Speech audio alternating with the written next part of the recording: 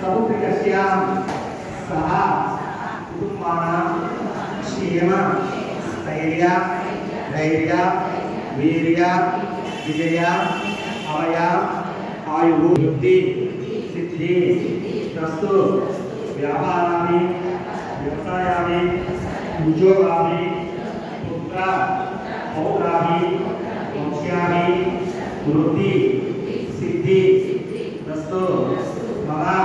अभि